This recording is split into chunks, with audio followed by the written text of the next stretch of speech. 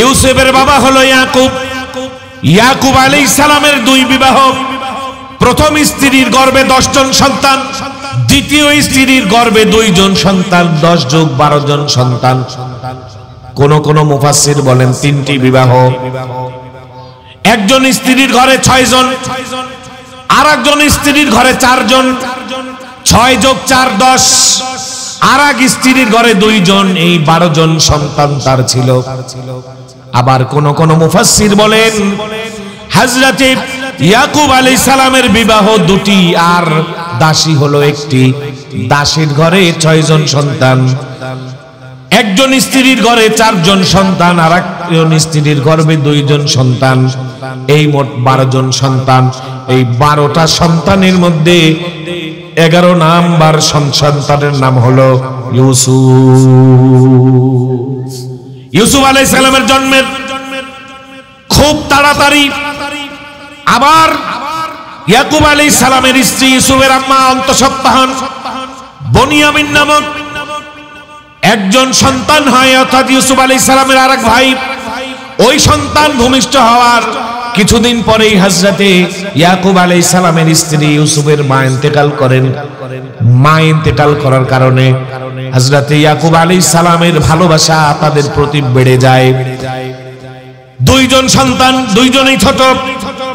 এই জন্য হযরতে ইয়াকুব আলাইহিস সালামের বোন ইউসুফ আলাইহিস সালামের ফুফু তিনি মনে করেন যে আমি একটা ছেলেকে নিয়ে লালন পালন করি আর আমার ভাই একটা লালন পালন করুক।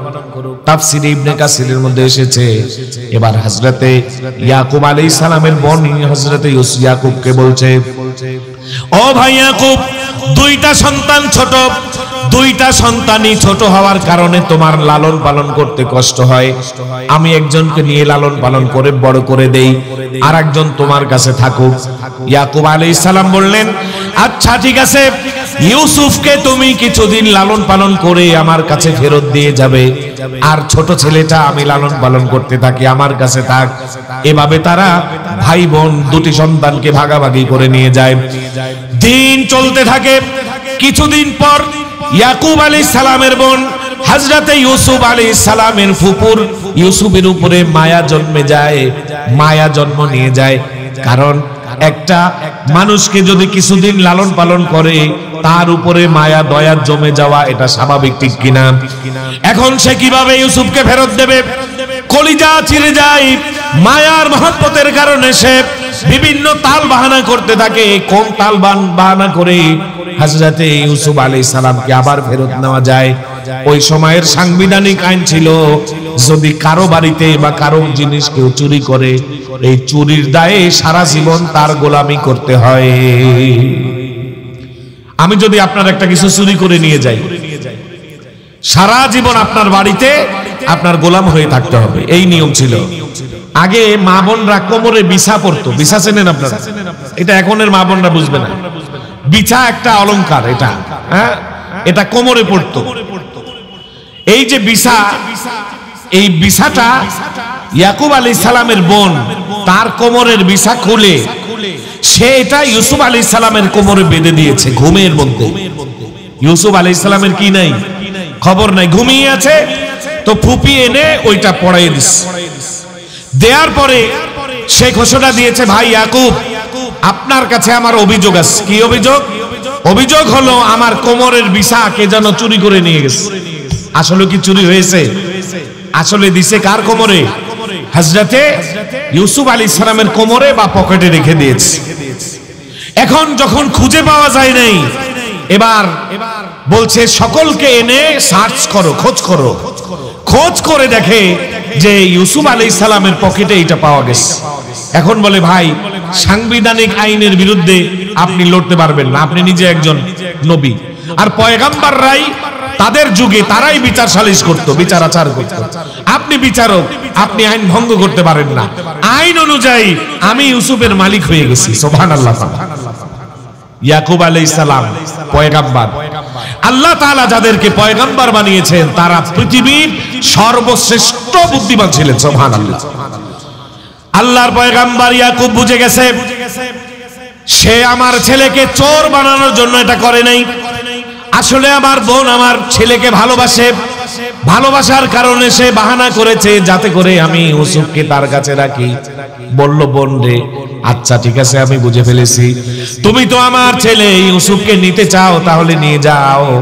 তবে আমার ইউসুফকে বড় দেখতে ইচ্ছা করে, ছেলেটার মা নাই, আমি বাবা, আমি ইমাম।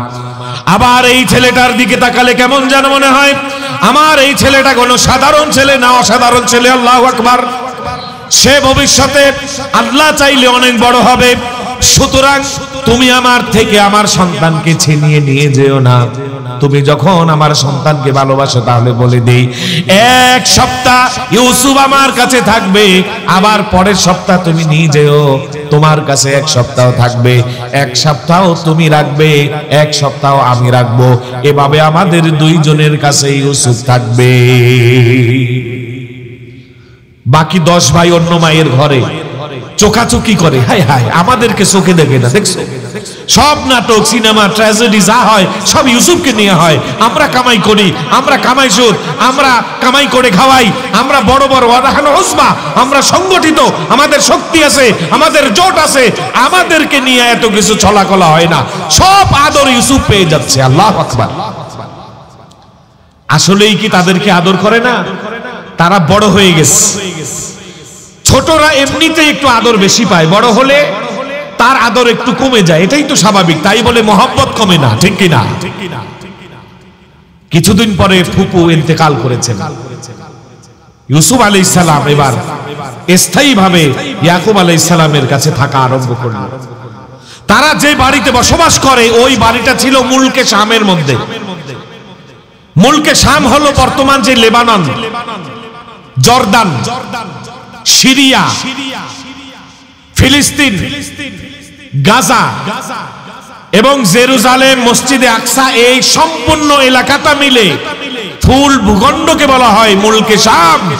ইসলামী ইতিহাসে পরদে পরদে যার কথা লেখা আছে, এমনকি গবেষণা করলে দেখা যায় এই মুলকে শামের মধ্যে 34,000 পয়গম্বরের কবর রয়েছে। সুবহানাল্লাহ। আমাদের জাতির জনক, জাতির পিতার ইব্রাহিম খলিলুল্লাহ, তার কবর মুলকে শামে। ইউসা বিন নুন, মুসা আলাইহিস সালাম সহ অসংখ্য পয়গম্বর এখানে। আল্লাহ তাআলা এই গোত্রে 80,000 পয়গম্বর পাঠিয়েছেন। আল্লাহু আকবার। তিনি যেই বাড়িতে বাস করেন ওই বাড়িটার ওই অঞ্চলের নাম হলো কেনান। কেনান নামক অঞ্চলে হযরত ইয়াকুব আলাইহিস সালামের বাড়ি। ইয়াকুব আলাইহিস সালাম সেখানে বাস করেন। রাত্রি বেলায় সকলে ঘুমিয়ে থাকে। ঘুমের ভেতরে হযরত ইউসুফ আলাইহিস সালাম হঠাৎ স্বপ্ন জগতে হারিয়ে যায়।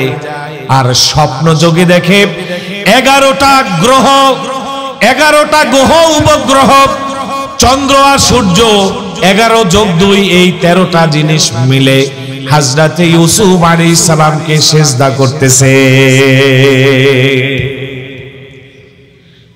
ইদ ক্বালা ইউসুফু লিআবিহি ইয়া আবাতি ইন্নী রাআইতু আহাদা আশারা কাওকাবা ওয়াশ-শামসা ওয়াল কমারা রাআইতুহুম লি সাজিদিন। হযরত ইউসুফ আলাইহিস সালাম স্বপ্নের কথা কার কাছে বলবেন? স্বপ্নের কথা বলার মূল নীতি হলো, স্বপ্নের কথা কোন বড় আলেম, বিজ্ঞজন, বিজ্ঞ দ্বীনি ব্যক্তি ছাড়া কারো কাছে বলতে নেই। কারণ স্বপ্নের ব্যাখ্যায় যদি উলটপালট হয়ে যায়, স্বপ্নের ব্যাখ্যা যদি কেউ ভুলবশত অন্যভাবে দিয়ে ফেলে, অনেক ক্ষেত্রে যেই ব্যাখ্যা করবে ওই ব্যাখ্যা কাজে লেগে যায়। আল্লাহু আকবার। এক সাহাবী প্রত্যেক বছর সমুদ্রে সে সফরে যায় ব্যবসার কাজে। তার স্ত্রী স্বপ্নে দেখে, এই স্বপ্নের ব্যাখ্যা হলো যে তার স্বামী মারা যাবে, কিন্তু আল্লাহর হাবিব বলেন ইনশাআল্লাহ তোমার স্বামী বাড়িতে ফিরে আসবে। এভাবে প্রায় হয় এবং সে বাড়িতে ফিরে আসে। একবার এসেছে, আল্লাহর হাবিব ঘরে নাই, আয়েশা সিদ্দিকা বসা, বলেছেন আম্মা আমি তো স্বপ্নের ব্যাখ্যা নিতে আসি, নবী কোথায়? নবী তো মনে হয় মসজিদে নববীতে ঢুকেছে বা কোথায়। কেন, কি হয়েছে? বলে আমি এই স্বপ্নে দেখেছি। কই তো সোজা, তোমার স্বপ্নের ব্যাখ্যা হলো তোমার স্বামীটা মরে যাবে। ওই বছরই স্বামীটা মরে গেছে। আল্লাহু আকবার। আল্লাহর হাবিব এসে যখন শুনলেন বললেন, হায় হায় আয়েশা, কি করেছো? স্বপ্নের ব্যাখ্যা যখন বলে দেয় অনেক ক্ষেত্রে ওইটাই হয়ে যায়। এই জন্য বিপদের স্বপ্নের ব্যাখ্যা করতে নাই। স্বপ্ন দেখে চার দোকানে বসে কয় আজকে এইটা স্বপ্নে দেখছি, আরেকজন কয় তোর তো অনেক বিপদ আছে, বাড়িতে এসে দেখে গর্ভবতী গরু মারা গেছে, বাছুরও নাই গরুও নাই। কারণ কি? ওই যে মুখ দিয়ে বলেছে স্বপ্ন বাস্তবায়ন হয়ে গেছে। এই জন্য স্বপ্নের কথা বলবে শুধুমাত্র বিজ্ঞ আলেমদের কাছে, আর কারো কাছে স্বপ্নের কথা বলবে জামানার বিজ্ঞ আলেম আর কে হবে? ঘরের মধ্যেই বাবা পয়গম্বর, এর চাইতে বিজ্ঞ আলেম আর কে হতে পারে? পয়গম্বর ইয়াকুব আলাইহিস সালামের কাছে এবার স্বপ্নের কথা বলে।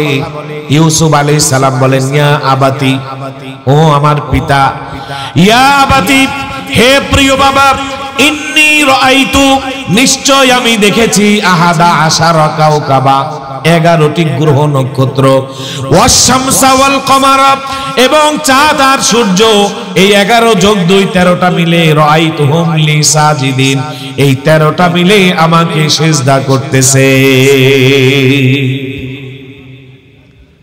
স্বপ্নের ব্যাখ্যা, এই যে স্বপ্নে দেখলেন, এই স্বপ্নের ব্যাখ্যা বাস্তবায়ন হওয়ার জন্য 40 বছর লেগেছিল। সুবহানাল্লাহ। এবার ইয়াকুব আলাইহিস সালাম স্বপ্নের কথা শুনলেন, শুনেই তিনি বুঝে ফেললেন যে এই স্বপ্ন কোনো সাধারণ স্বপ্ন নয়। এই স্বপ্নের কথা যদি ভাইয়েরা জানতে পারে তাহলে একটি দুশ্মনী আরম্ভ হবে। ভাইয়েরা দ্বন্দ্ব লেগে যেতে পারে। তারা নিজেরা দ্বন্দ্ব না করলেও ইবলিস শয়তান এসে দ্বন্দ্ব লাগাই দিতে পারে।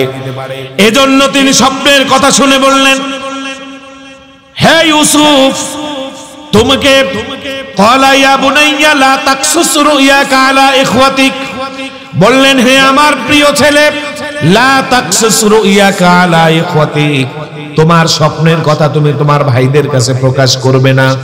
ফায়াকিদু লাকা কাইদা, যদি তুমি তোমার স্বপ্নের কথা তাদের কাছে প্রকাশ করো তোমার বিরুদ্ধে তারা কোনো না কোনো ষড়যন্ত্র করবে। ইন্না শাইতানা, আর এই ষড়যন্ত্রের মূল হোতা, মূল নায়ক হবে শয়তান। শয়তান এই ষড়যন্ত্র করাবে। এই শয়তান হলো লিল ইনসানি, মানুষের জন্য আদুউম মুবিন, প্রকাশ্য দুশমন। সুতরাং তুমি এই স্বপ্নের কথা গোপন রাখো, স্বপ্নের কথা কারো কাছে বলবে না। কিন্তু এই কথোপকথন যখন হচ্ছিল, কে বা কারা ওই বাড়ির কোন সদস্য এই কথাগুলো শুনে তারা বাকি 10 জন ভাইকে ডেকে 11 জন সন্তানের মধ্যে হযরত ইউসুফ আলাইহিস সালামের যিনি সহমাতৃর ভাই, এই ভাইকে রেখে বাকি 10 জন সন্তানকে রেখে তারা ষড়যন্ত্র করলো, চক্রান্ত করলো, আর বলল যে ইউসুফ শুধু ভালো ভালো স্বপ্ন দেখে। এই স্বপ্নগুলো দেখে দেখে আবার এই স্বপ্নের ব্যাখ্যা বাবার কাছে জানতে চায়। বাবা স্বপ্নের কথা শুনে বলে ভাইদের কাছে যেন না বলে, তাহলে আপনাদেরকে দেখে এক চোখে আর ইউসুফকে দেখে আর এক চোখে। বলি নাউজুবিল্লাহ। এক চোখে আপনাকে দেখে, আপনাদের 10 জনকে দেখে, আর এক চোখে ইউসুফকে দেখে। এই বৈষম্যতা দূর করতে হবে। বৈষম্য বিরোধী ছাত্র আন্দোলন, এই যে আন্দোলন শুরু হয়েছে, আসলে এটা তো বৈষম্য না, তারা বুঝতেছে না। এটা না ওইটা, এটা তো বৈষম্য। যাই হোক, এবার তারা বৈষম্য বিরোধী আন্দোলনে নামবে। হযরত ইয়াকুব আলাইহিস সালাম ইউসুফ নবীকে আরো বলেন, ওয়াকাযালিকা ইয়াজতাবিকা রাব্বুকা ওয়া ইউআল্লিমুকা মিন তা'ওয়িলিল আহাদিস, তোমার প্রভু তোমাকে নবী হিসেবে চয়ন করবেন, তোমাকে স্বপ্নের ব্যাখ্যা শিক্ষা দিবেন। ওয়া ইউতিম্মা নি'মাতাহু আলাইক, নবুয়তের নিয়ামত তোমাকে দান করবেন। ওয়া আলা আলি ইয়াকুবা, ইয়াকুব আলাইহিস সালামের সম্ভ্রান্ত পরিবারের পরবর্তী লোকদেরকে আল্লাহ নবী বানাবেন। কামা আতাম্মাহা আলা আবাওয়াইকা মিন ক্বাবলু ইব্রাহিমা ওয়া ইসহাক, তোমার দাদা ইসহাক, তোমার পরদাদা ইব্রাহিম যেমন নবী হয়েছিল, পয়গম্বর হয়েছিল, নবুয়ত পেয়েছিল, আল্লাহ তাআলা তোমাকেও নবী বানাবে।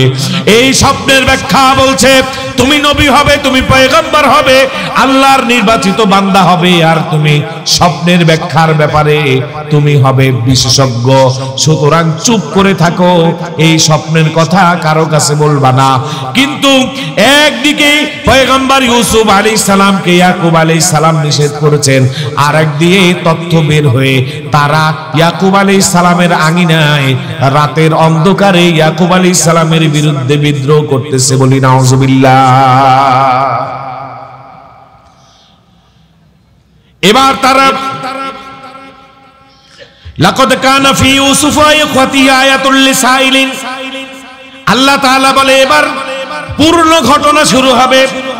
ওই যে মক্কার যে সমস্ত মানুষেরা প্রশ্নের মাধ্যমে আল্লাহর নবীর কাছে প্রশ্নে জানতে চেয়েছে যে বাবেলন শহরের ব্যাবিলন সিটির মানুষটা তার বংশ কিভাবে মিশরে যায়, আল্লাহ তাআলা বলেন এই যাওয়ার ভেতরে, এই ঘটনার ভেতরে আয়াতুল লিসাইলিন, যারা প্রশ্ন করবে তাদের জন্য নিদর্শনাবলী রয়েছে।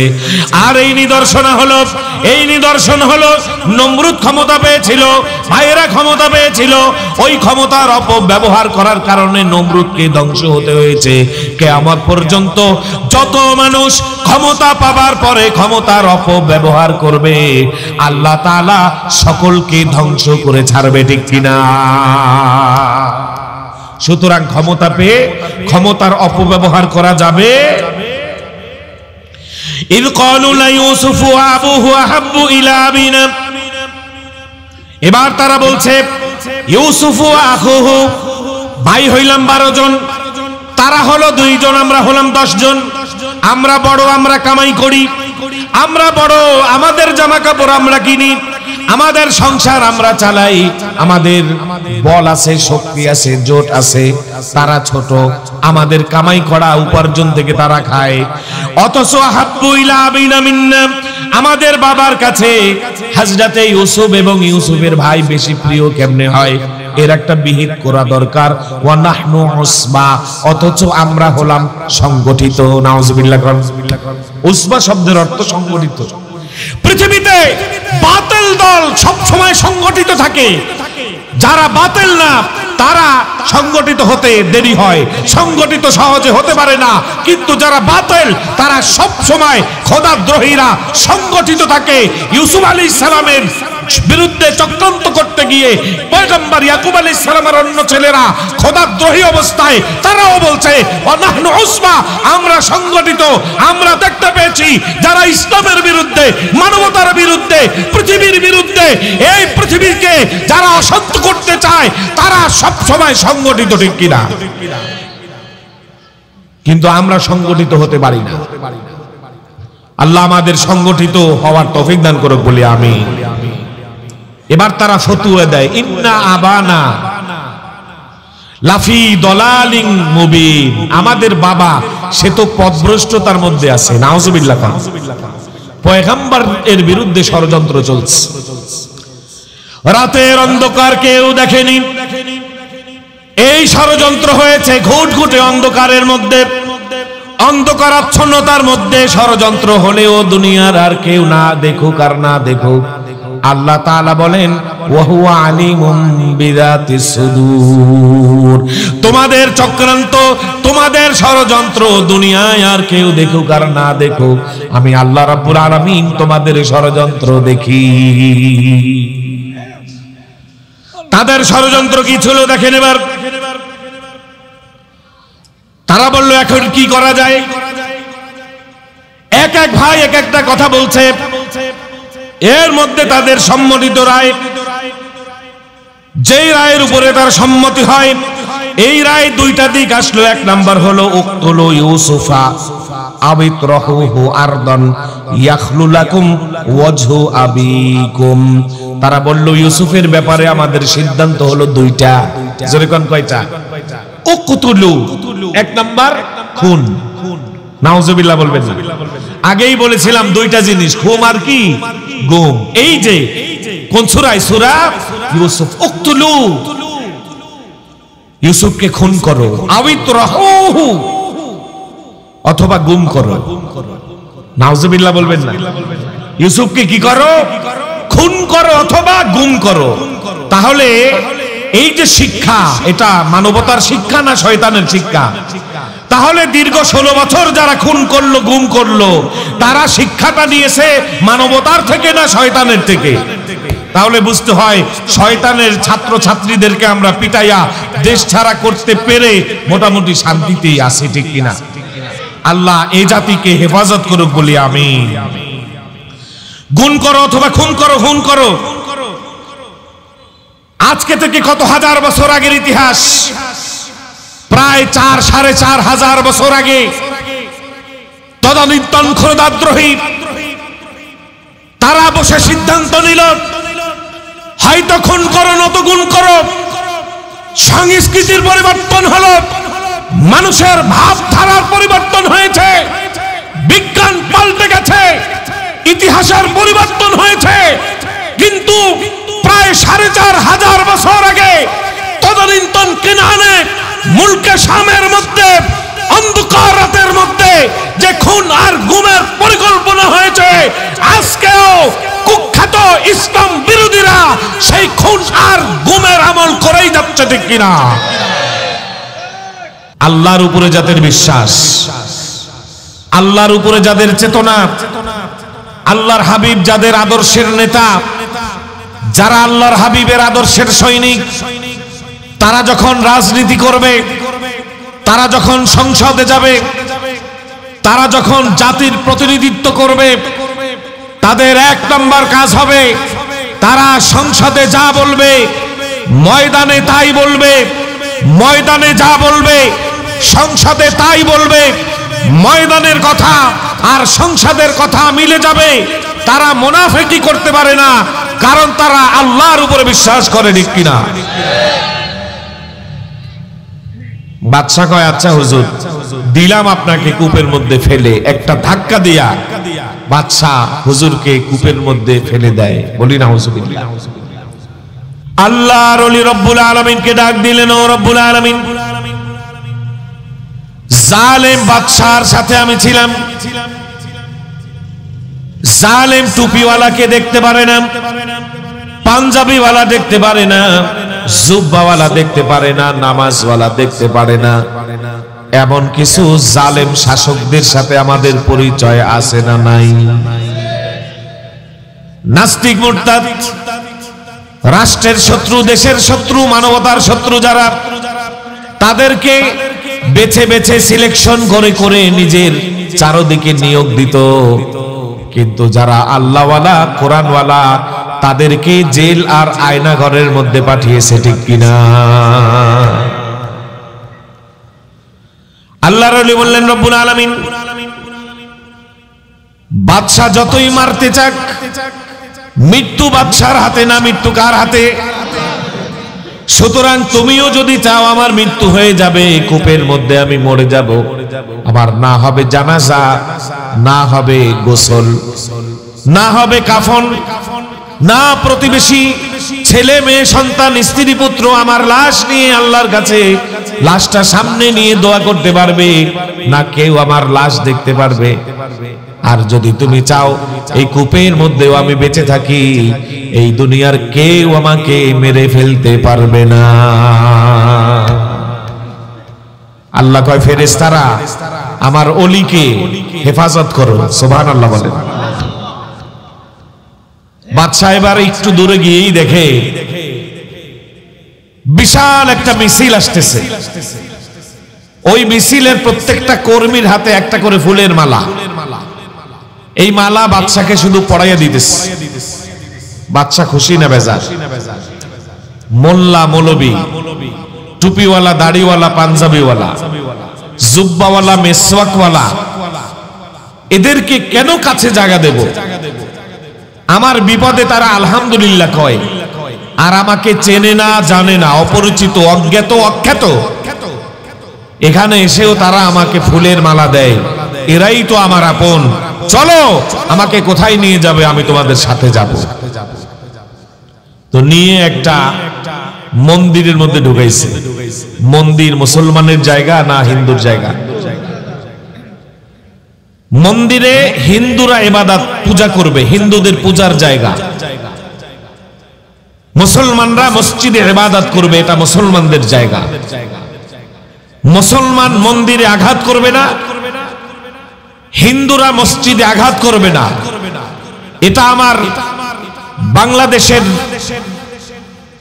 সংস্কৃতি, এটা আমার বাঙালিদের আদর্শ, এটা আমার বাঙালির পরিচয় যে আমরা মুসলমানরা হিন্দুদেরকে আঘাত করি না, তাদেরকে নির্বিঘ্নে তাদের পূজা করার পরিবেশ করে দেই, আবার তারাও আমাদেরকে সম্মান জানিয়ে আমাদের মসজিদে আঘাত করে না। এই রীতিতেই আমরা ছিলাম, কিন্তু বর্তমানে তার ভেতরেও চক্রান্ত আছে না নাই? সামনে আসবে ইনশাআল্লাহ। কত ধরনের চক্রান্ত তারা কুখ্যাত ইসকনের মাধ্যমে করছে। দেশ বিরোধী, রাষ্ট্রবিরোধী, বাংলাদেশের সংস্কৃতির বিরোধী, বাংলার সার্বভৌমত্বের বিরুদ্ধে প্রতিবেশী রাষ্ট্র তারা ফুঁসে উঠেছে। তারা মনে করে যে বাংলাদেশকে বোধহয় তারা শেষ করে দিতে পারবে। বাংলাদেশ তো ছোট্ট ছোট্ট একটি রাষ্ট্র, ছোট্ট একটি ভূখণ্ড, তাদেরকে মুহূর্তেই শেষ করে দিতে পারবো। কিন্তু মুফতি আমিনী রহমতুল্লাহ আলাই বলতেন 3.5 হাত বডি অনেক বড়, কিন্তু তার মধ্যে ক্যান্সার নামক জীবাণুটা অনেক ছোট থাকে। অভিশপ্ত কুখ্যাত ইন্ডিয়া এবং নরেন্দ্র মোদী, তোমরা মনে রাখবে ক্যান্সার কিন্তু 3.5 হাত বডির কাছে অনেক ছোট হয়, কিন্তু ক্যান্সার এসে 3.5 হাত বডিকে মুহূর্তের মধ্যে বরবাদ করে দিতে পারে, ঠিক কিনা?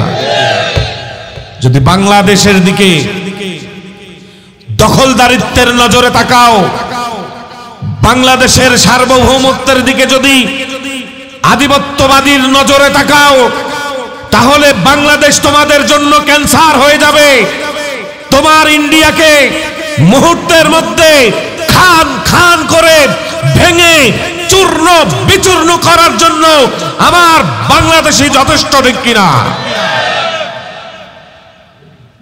মন্দিরে যাওয়ার পর দেখে অনেক মূর্তি, মূর্তি একটা হাত 10টা আছে না নাই? তো আমাদের এক পরিচিত বুড়া মানুষ, খুব রসিক ছিল, এই এলাকারই, নাম বলবো না। উনি একদিন কয় যে ভাই, আমার খুব জানতে ইচ্ছা করে এই যে মূর্তিগুলা, মূর্তি একটা হাত 10টা 15টা, তো এইটার ব্লাউজ যদি বানানো লাগতো তাহলে দর্জিরা আর ভয়তে দর্জির কাম ছেড়ে দিত। এত হাতের ব্লাউজ একসাথে বানাইতে গিয়ে বলতো আর আমি এই খলিবার কাজই করব না। যাই হোক, মূর্তির সামনে নেয়ার পর সে বলল, মূর্তির সামনে কেন এনেছো?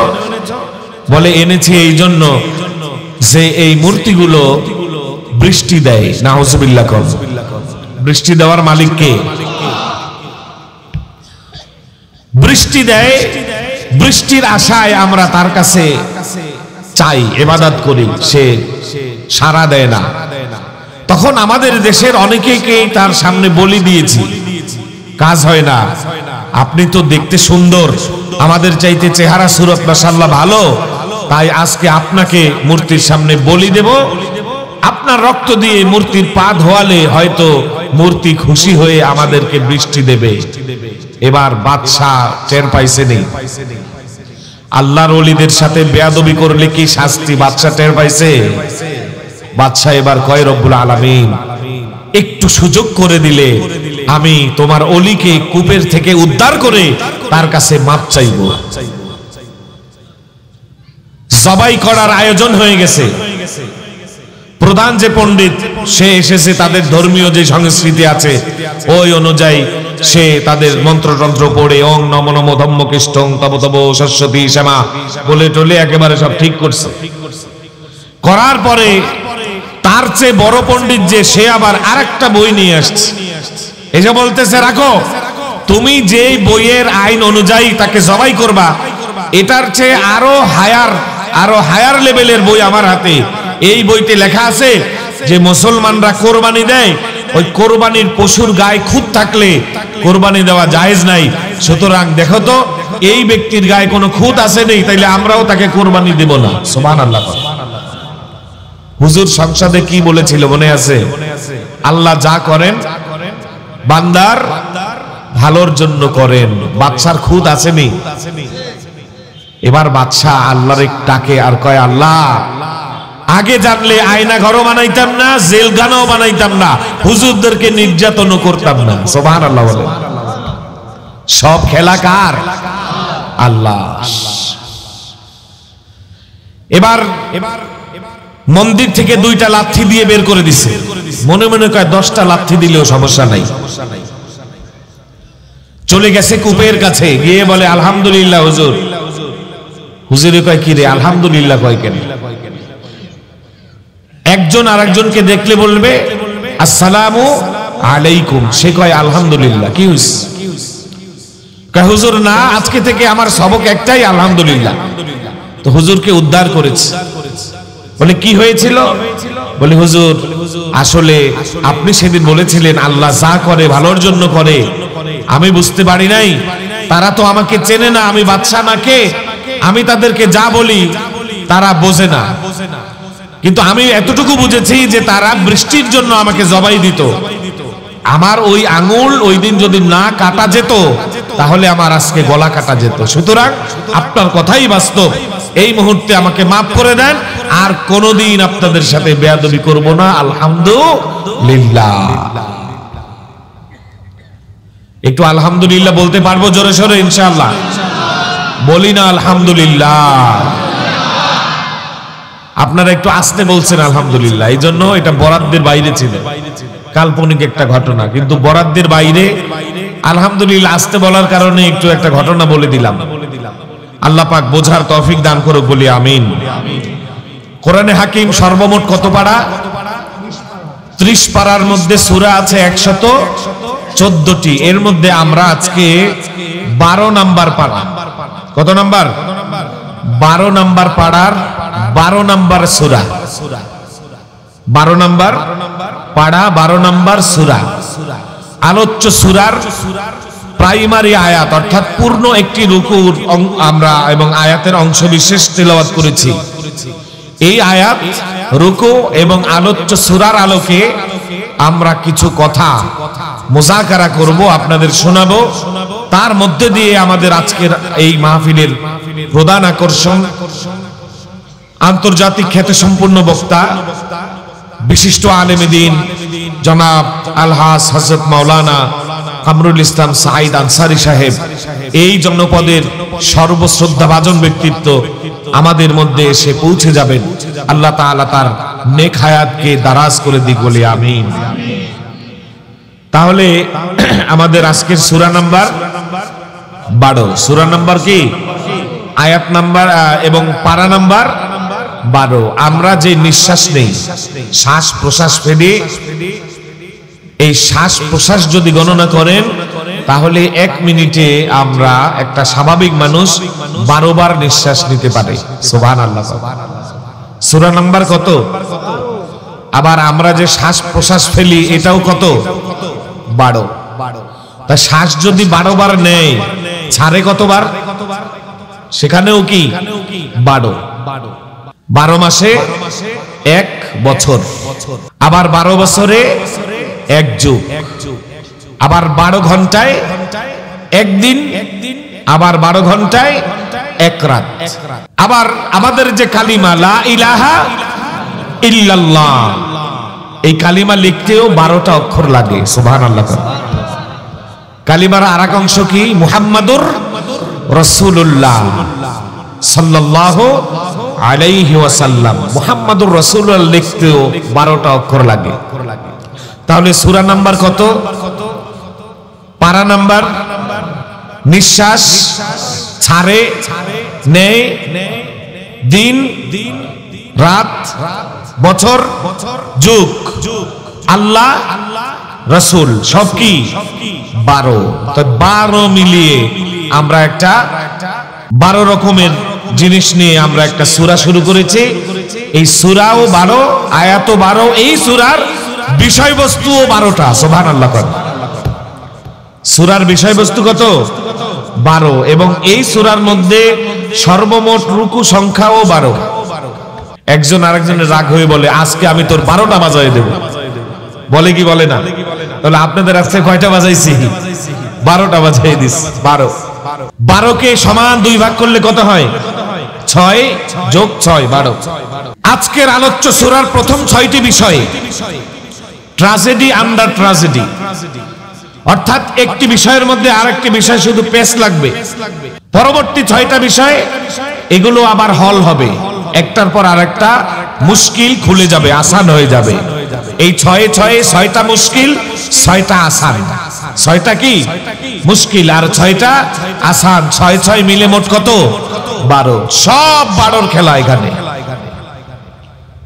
বলবেন সূরাটার নাম কি? সূরার নাম সহজ, আপনারা অনেকে বুঝে গেছেন। সূরার নাম কি? সূরা ইউসুফ। সূরার নাম কি? এই সূরা যার নামে তারাও ভাই বোন কয়জন? তারাও ভাই 12টা, সব 12টা। আজকে 12টা বাচ্চা। বাবার নাম ইয়াকুব আলাইহিস সালাতু ওয়াস সালাম। ইউসুফ নবী নিজে, তিনিও পয়গম্বর। তার বাবা ইয়াকুব আলাইহিস সালাম, তিনিও কি পয়গম্বর। ইয়াকুব আলাইহিস সালামের বাবা ইসহাক আলাইহিস সালাম, তিনিও পয়গম্বর। ইসহাক আলাইহিস সালামের ভাই ইসমাঈল যাবিহুল্লাহ, অর্থাৎ ইয়াকুব আলাইহিস সালামের চাচা, তিনিও পয়গম্বর।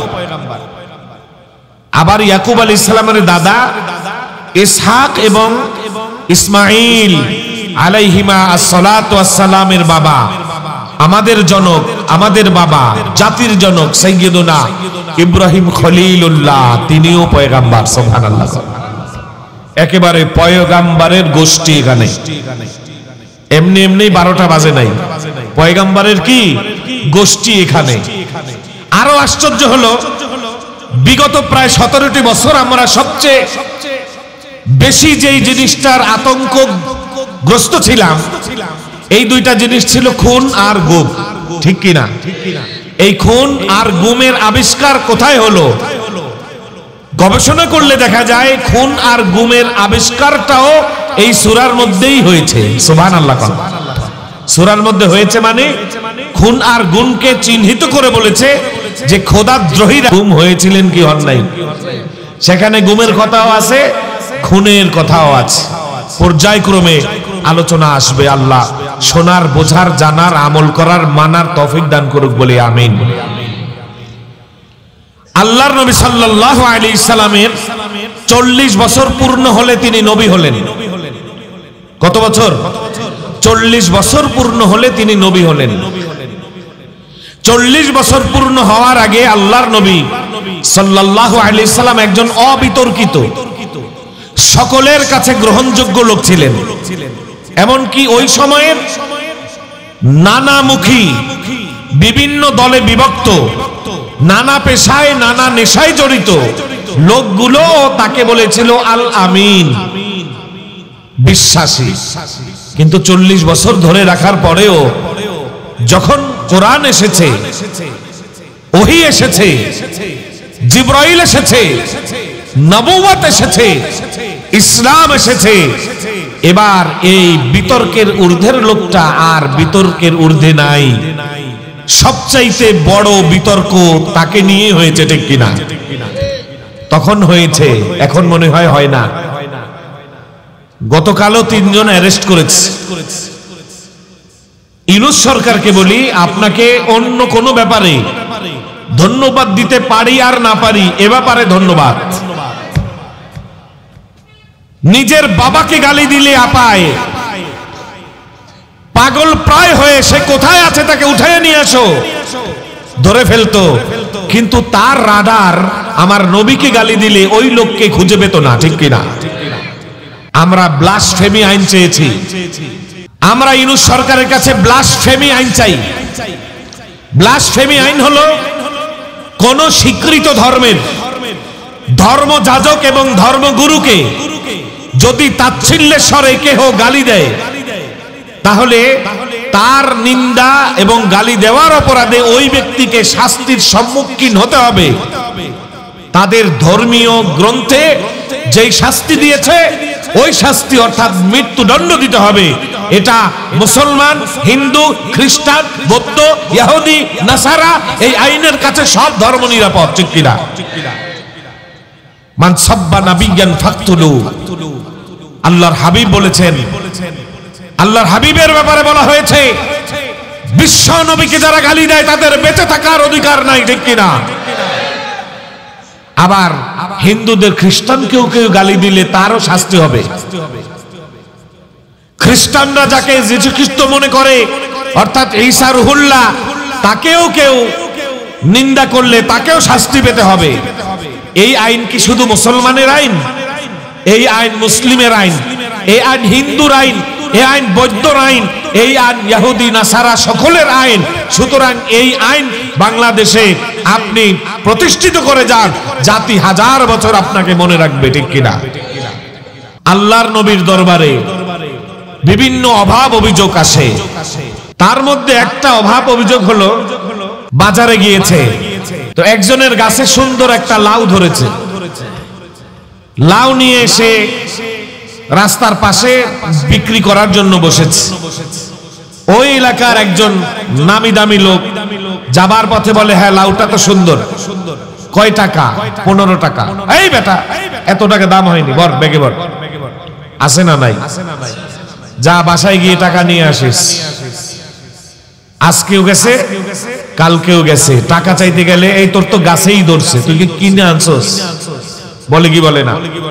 তোর তো গাছেই ধরছে, 40টা লাউ বেচস মাসে, আমি তো একটা এমনি পাই এলাকার হেডাম হিসেবে, এলাকার মাতবার হিসেবে আমি তো একটা এমনি পাই। এই টাকা টোকা চাবি না, তাইলে কিন্তু অন্য জায়গায় তোরে ভাসাইয়ে দেব। আসে না নাই? নালিশ দিবে কার কাছে? এই চরিত্রটা রাসূলুল্লাহ সাল্লাল্লাহু আলাইহি সাল্লামের চরিত্র না আবু জেহেলের চরিত্র? নালিশ কার কাছে দিবে? আবু জেহেল যদি এই কাজ করে, এলাকার কারো কাছে নালিশ দিয়ে বিচার পাওয়া যাবে? লোকটা ঘুরছে, কার কাছে নালিশ দিব? খুঁজতে খুঁজতে একদল যুবক বলছে, ওই যে একটা বাড়ি দেখা যায়, ওইটা তো আবু জেহেলের বাড়ি, সেই তো খাইছে। কয় না, তার পাশের বাড়িটা দেখো, মুহাম্মদ সাল্লাল্লাহু আলাইহি সাল্লামের বাড়ি। সুবহানাল্লাহ।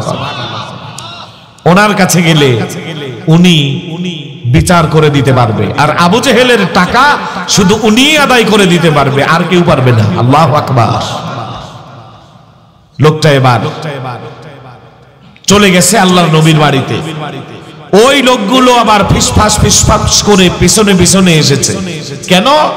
কালিমাতু হাক্কিন উরিদা বিহাল বাতিল। তারা যে কথা বলেছে এটা তারা কুমতলব থেকে বলেছে।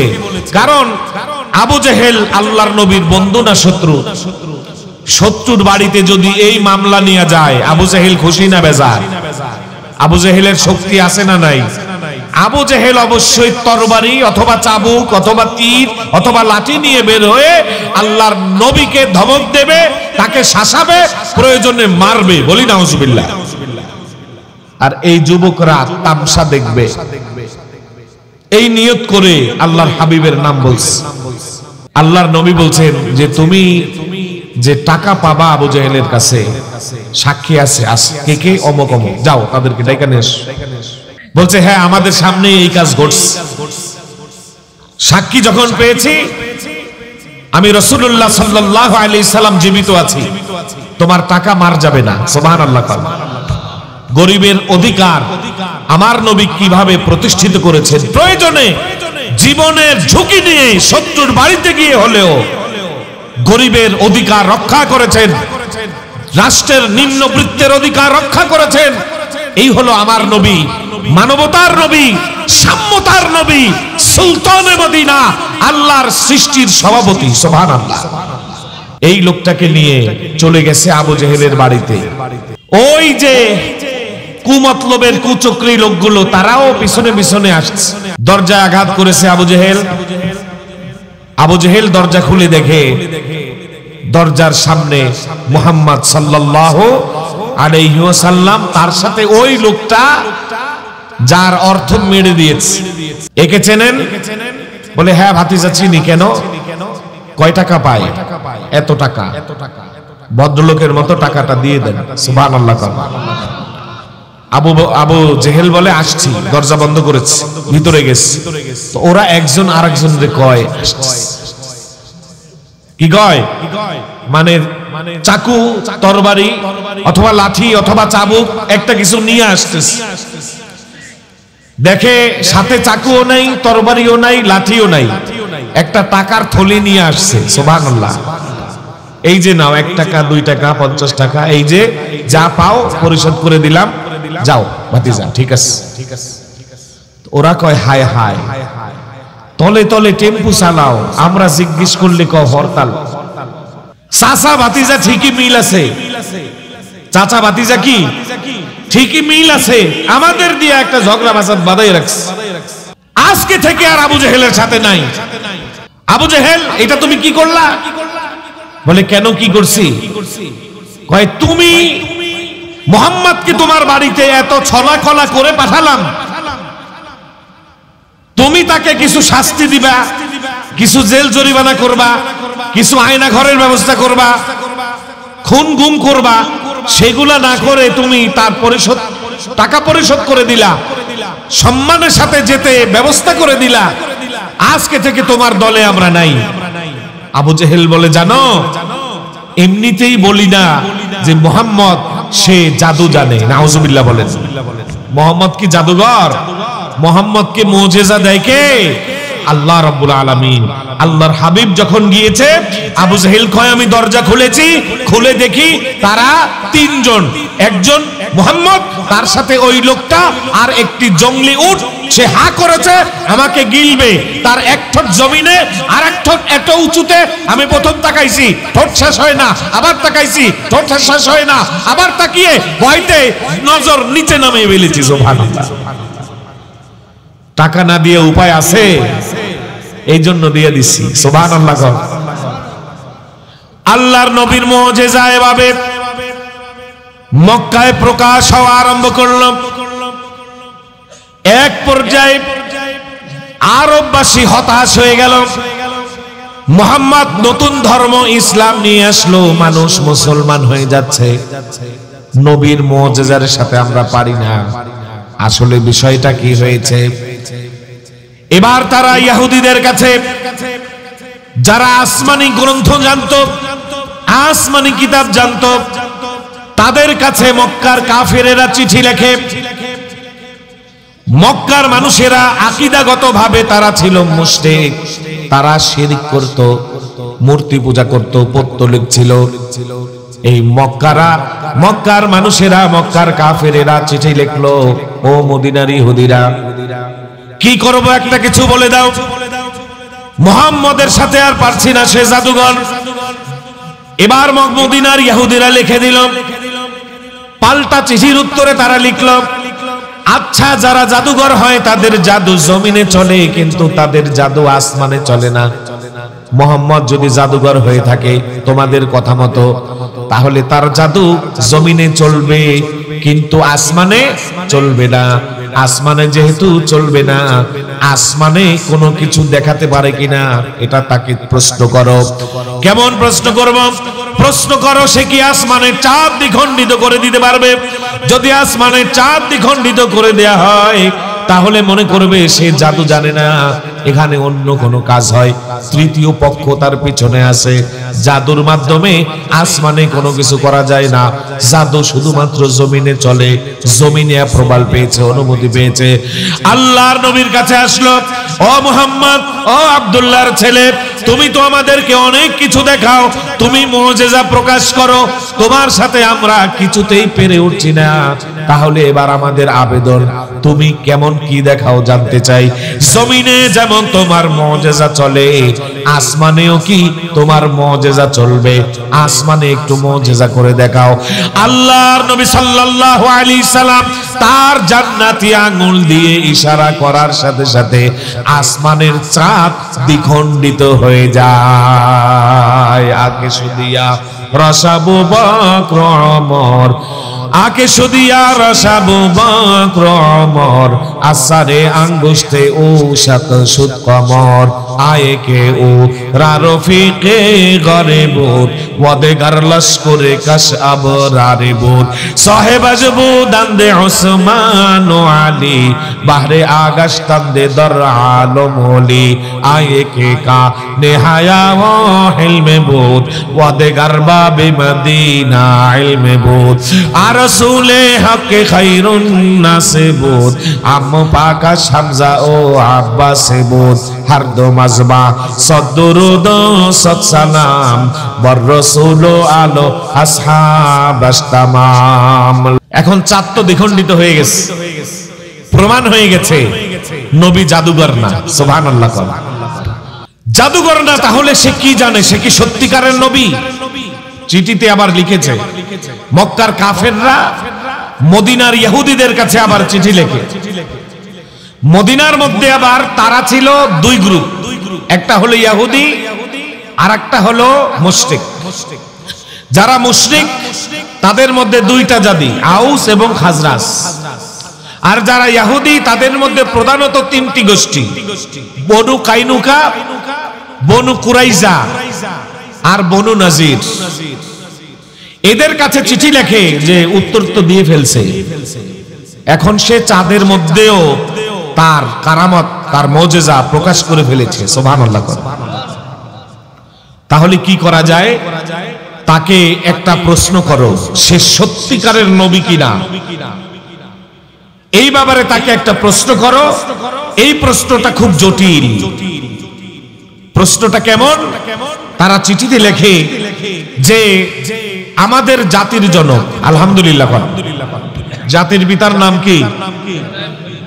17 বছরের জায়গায় যদি আরো 17 বছর ফ্যাসিস্ট বাংলাদেশকে দখল করে রাখতো, আমাদের জাতির পিতা যে ইব্রাহিম খলিলুল্লাহ, এটা মানুষ ভুলেই যেত, ঠিক কিনা? জাতির পিতা হতে হলে ঘোষণা লাগে কার? আল্লাহর। মিল্লাতা আবিকুম ইব্রাহিমা। আল্লাহ বলছেন আমি তোমাদের জাতির পিতা ঠিক করে দিলাম। জাতির পিতা হলো ইব্রাহিম। সুবহানাল্লাহ। জাতির পিতা ঠিক করে দিলেন কে? আল্লাহ ঠিক করে দিছে। আপনি বললেই আমি যে কাউকে জাতির পিতা মেনে নেব, এটা আমি পারবো না, ঠিক কিনা? এখন জাতির পিতা যদি ঠিক করে দেয়, তাহলে এই জাতির একটা নাম দেওয়ার প্রয়োজন আছে না? আল্লাহ বলেন হুয়া সাম্মাকুমুল মুসলিমিন। আল্লাহ বলেন আমি তোমাদের জাতির পিতা ঠিক করলাম, জাতির পিতার নাম ইব্রাহিম, আর আমি তোমাদের জন্য যে ধর্ম, এই ধর্মের নাম রাখলাম মুসলমান। সুবহানাল্লাহ। তাহলে যারা মুসলমান তাদের জাতির পিতা ইব্রাহিম, যারা মুসলমান না তাদের জাতির পিতা কিন্তু কে না? সে বললে আমাদের আফসোস নাই, কিন্তু আপনি মুসলিম দাবি করবেন, হজবি কাবা কা কিয়া और गंगा का स्नान भी, खुश रहे रहमान भी, राजी रहे शैतान भी। এটা হতে পারে? আমাদের জাতির জনকের জন্মভূমি হচ্ছে ইরাক অধ্যুষিত ব্যাবিলন সিটি, বাবেল শহরে। এই যে ইরাক আমাদের এশিয়ার মধ্যে, আলহামদুলিল্লাহ। তাহলে জাতির জনক আমাদের এশিয়ার মধ্যেই আসছে, এটা আমাদের গর্বের বিষয়, আলহামদুলিল্লাহ। ইব্রাহিম আলাইহিস সালামের জন্ম ব্যাবিলন সিটি, ইরাক অধ্যুষিত তদানীন্তন বাগদাদের বাবেল শহরে। এই ইরাকের বাবেল শহরে তিনি জন্মগ্রহণ করেছেন। জাতির পিতা পৃথিবীতে এসেছেন সাইয়েদুনা নূহ আলাইহিস সালামের সুদীর্ঘ 2000 বছর পরে, এবং আমাদের জাতির জনকের 2000 বছর পরে ঈসার হুল্লার জন্ম হয়েছে। তারও 570 বছর পরে আমাদের নবীর জন্ম হয়েছে। তারও 1500 বছর পরে আজকে আমরা আলোচনা করছি। আল্লাহু আকবার। আল্লাহ রাব্বুল আলামিন ইব্রাহিম আলাইহিস সালামের সাথে তার নবী মুহাম্মদুর রাসূলুল্লাহ সাল্লাল্লাহু আলাইহি সাল্লামের সাথে আমাদের হাসর নাসুক করুক বলি আমিন। কারণ বাপ যেখানে থাকে সন্তানরা বাবার সংসারেই থাকে, ঠিক কিনা? আমাদের বাবা ইব্রাহিম জান্নাতি, কারণ তিনি পয়গাম্বার, ঠিক কিনা? তো তুমি যারে বাবা বলো, একবার বলো তো সে জান্নাতি, বলতে পারবা না। পারবে কেউ? মৃত্যুর সময় কার কালিমা নজিব হয়েছে কেউ জানে? তুমি তো মুসলমানের বাচ্চাই না, কারে জাতির জনক হিসেবে মানলা? ভাইরা আমার, ইহুদিরা প্রশ্ন করছে, দেখেন যে জাতির জনক ইব্রাহিম খলিলুল্লাহর জন্ম যদি ইরাক অধ্যুষিত ব্যাবিলন সিটি বাগদাদে হয়, তাহলে ইব্রাহিমের ছেলে, শুরুতেই বলেছিলাম ইসহাক, ইসহাকের ছেলে ইউসুফ, ইয়াকুব, ইয়াকুব আলাইহিস সালামের ছেলে 12 জন। এই 12 জনের মধ্যে সবচাইতে বড় ছেলে যে, তার নাম ইয়াহুদা। সেই ইয়াহুদার ঔরসে যারা জন্মগ্রহণ করেছে তাদের বলে ইয়াহুদি। সেই ইয়াহুদিদের ওই সময় বলা হতো বানি ইসরাইল। সেই বানি ইসরাইলের জলিল কদর নবী, নবীজি হযরতে মুসা কালিমুল্লাহ, তিনি একটা সংগ্রাম করেছিলেন, একটা বিপ্লব করেছিলেন, একটা অভ্যুত্থান করেছিলেন। সেই বিপ্লব হয়েছিল মিশরে, ঠিক কিনা? কার সাথে হয়েছিল? পুরুষ ফেরাউনের সাথে। কার সাথে? কারণ আমরা আগে জানতাম ফেরাউন শুধু পুরুষ হয়, এখন জানি ফেরাউন পুরুষও হয়, ফেরাউন লেডিসও হয়, ঠিক কিনা? এই যে ফেরাউন, ফেরাউনের সাথে তার একটা বিপ্লব হয়েছিল। ফেরাউন বিরোধী নেতৃত্ব দিয়েছিলেন তিনি, সেই নেতৃত্ব তিনি দিয়েছেন মিশরে। তাহলে তার বংশের ধারাবাহিকতা গুনলে দেখা যায় যে তিনি হচ্ছেন বাগদাদের মানুষ। কিন্তু বাগদাদ থেকে তিনি কিভাবে মিশরে তার ঔরস, তার সন্তানেরা গেল এবং সেখানে যুদ্ধ করে মিশরের নীল নদ গড়ে ওঠা, নীল নদ ঘেঁষে গড়ে ওঠা তাদের যে সভ্যতা ছিল, সেই সভ্যতাকে পাল্টে দিয়ে সেখানে ইসলামী সভ্যতাকে প্রতিষ্ঠিত করলেন। এই যে সংগ্রাম হলো, এত বড় দূরত্ব, ভৌগোলিক দূরত্ব কিভাবে হলো এবং সে কিভাবে মিশরে গেল, এই ঘটনা যদি মুহাম্মদের জানা থাকে তাহলে তোমরা আর সন্দেহ করবা না, মনে করবা সে আর কেউ না, সে আখেরি জামানার পয়গম্বর নবীজি মুহাম্মদুর রাসূলুল্লাহ। কত বড় পেসমার্স! এই চিঠি পেয়ে আবু জেহেল বাহিনীরা কমিটি গঠন করছে। এতজন সদস্য বিশিষ্ট কমিটি করো, আজকে এমন প্রশ্ন করব, মুহাম্মদ আজকে শেষ। নাউজুবিল্লাহ কন্যা। মুহাম্মদ কি নিজের থেকে কথা বলেন? শিখিয়ে দেন কে? মা ইয়ানতিকু আনিল হাওয়া ইন হুয়া ইল্লা ওয়াহয়ু ইউহা। মুহাম্মদ হারগিজ না গুফতা, তা না গুফতা জিবরাইল, জিবরাইল হারগিজ না গুফতা, তা না গুফতা রব জলিল। আমার নবী নিজের পক্ষ থেকে কোনো কথা বলেন না। আমার নবী যা কিছু বলেন সবকিছু আমার আল্লাহর পক্ষ থেকে নাজিল করা, ঠিক কিনা? আল্লাহর নবীর কাছে গিয়েছে, ওগো আব্দুল্লাহর ছেলে মুহাম্মদ, আজকে তোমার কাছে আমরা একটি প্রশ্ন নিয়ে এসেছি। এই প্রশ্নের উত্তর যদি তুমি সঠিকভাবে দিতে পারো তাহলে বুঝবো তুমি সত্যিকারের মুহাম্মদ, সত্যিকারের নবী।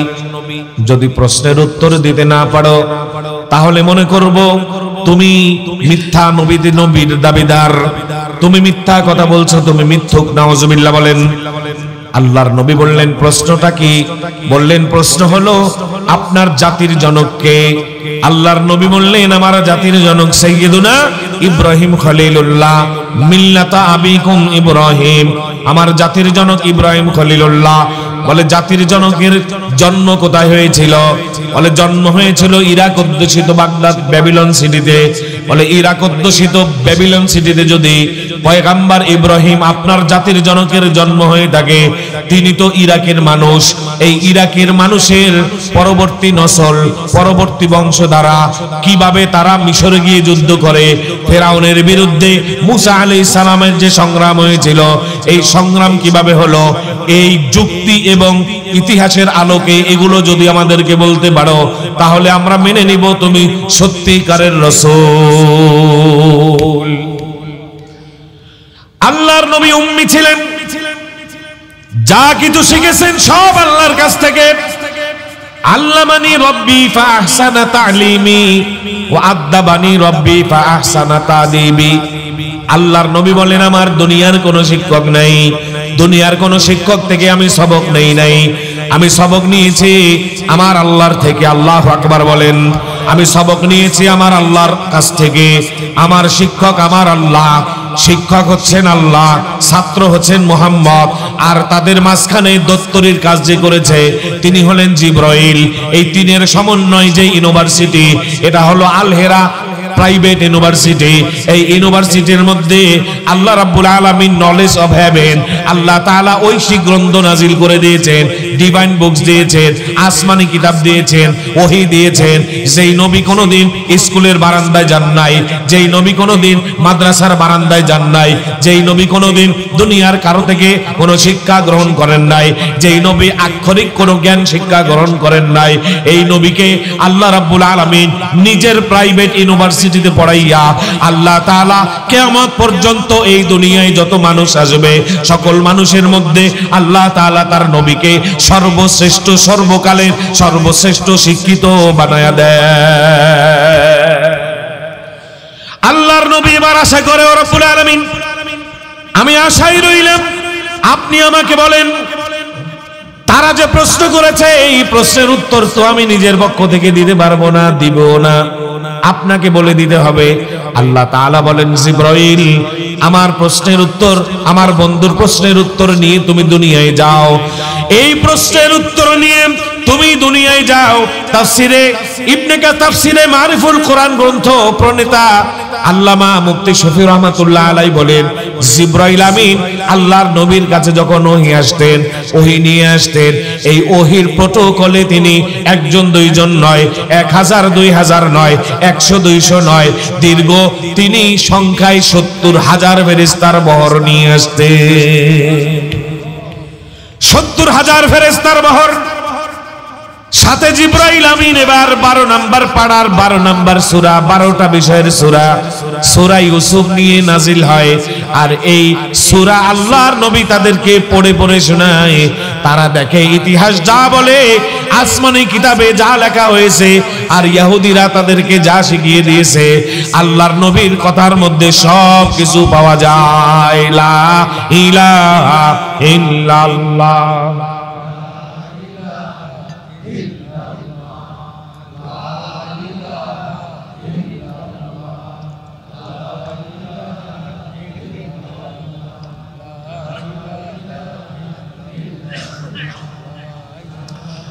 লা ইলাহা ইল্লাল্লাহ মুহাম্মাদুর রাসূলুল্লাহ সাল্লাল্লাহু আলাইহি ওয়াসাল্লাম। এবার আলোচ্য সূরা নাজিল হয়। সূরার নাম সূরা ইউসুফ। কত নাম্বার? 12। কত নাম্বার পারা? 12 নাম্বার পারা। আলোচ্য সূরায় প্রথমে যে আলোচনা, সেই আলোচনা করতে গেলে মূল আলোচনা হারিয়ে যাবে। এই জন্য আমরা, যেহেতু এটি একটি ট্র্যাজেডি ভিত্তিক সূরা, যার মধ্যে অ্যাক্সিডেন্ট আছে, দুর্ঘটনা আছে, ট্র্যাজেডি আছে, তাই সূরার প্রথম ভূমিকার কথাগুলো আমরা এড়িয়ে যাব, অর্থাৎ আরেকটু সামনে আসবো। আলিফ লাম মিম তিলকা আয়াতুল কিতাবিল মুবিন নাহনু নাকুসু আলাইকা আহসানাল কসাস, এর আগ পর্যন্ত, আহসানাল কসাস এর আগ পর্যন্ত যা আছে এগুলো আমরা আলোচনা করব না, আহসানাল কসাস পর্যন্ত বলবো। নাহনু নাকুসু আলাইকা আহসানাল কসাস। এবার আল্লাহ বলেন যে আমি আপনাকে শোনাচ্ছি পৃথিবীর শ্রেষ্ঠতর ঘটনা। সুবহানাল্লাহ। দুনিয়ার শ্রেষ্ঠ ট্র্যাজেডি। এই দুনিয়ায় যত উপন্যাস আছে, যত ঘটনা আছে, যত রটনা আছে, যত যা কিছু আছে, সমস্ত গল্প, উপন্যাস, হিস্ট্রি, ইতিহাস, কাল্পনিক, অকাল্পনিক যা কিছু আছে, যত হিস্ট্রি